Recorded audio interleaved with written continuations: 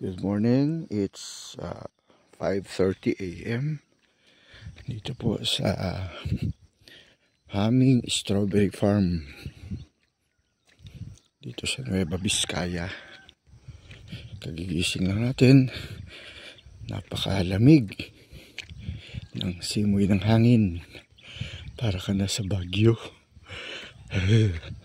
Lamig. Kami ay dito nag-overnight at ito nyo naman ang ganda-ganda ng lugar. Nasa taas tayo ng bundok. Ayan o. So, yun ang ating sasakyan sa baba. At ito tayo ngayon. Yung ating tent ay ito. Yung ating tinulugan kagabi. And meron din tayong nag-set up din tayo ng portable na CR. Yung si Irog tulog pa. Nakatalokbo ng kumot. Ito yung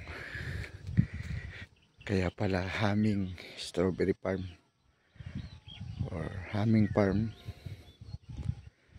Ito pala ay kombinasyon ng pangalan ng parents na native Ifugao names, Hoymok and Uming.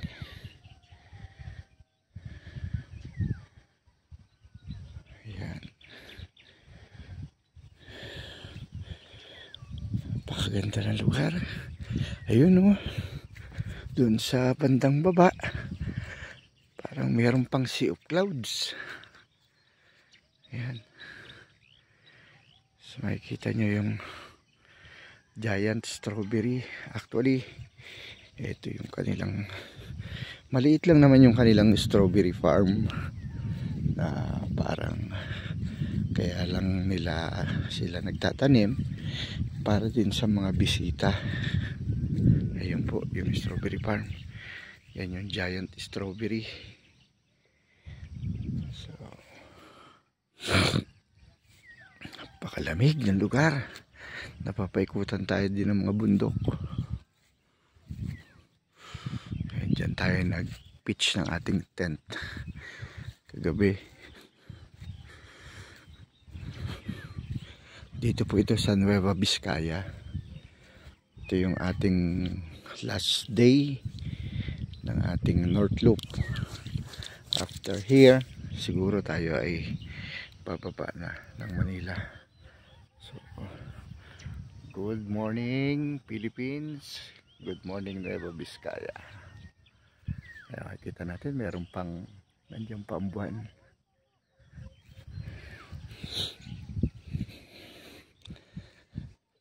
Ang ganda ng lugar.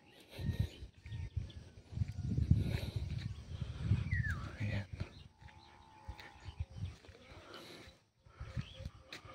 Haming Farm.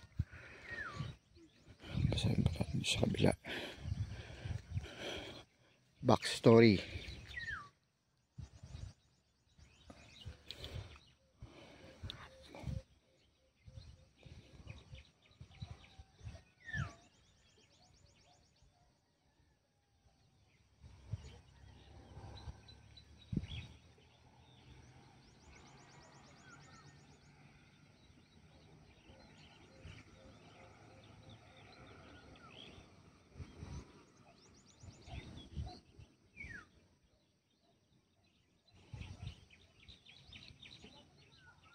Wow, ang ganda ng kwento.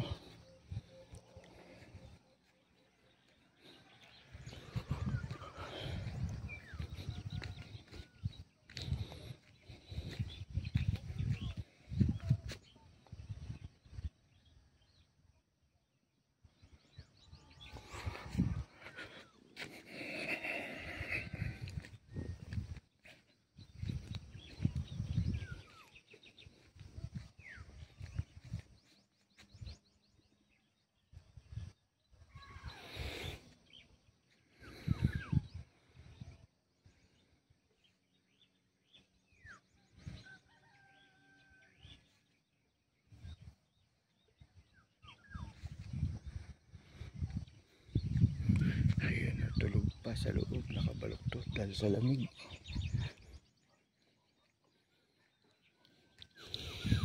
Maya maya ay magsa sunrise na.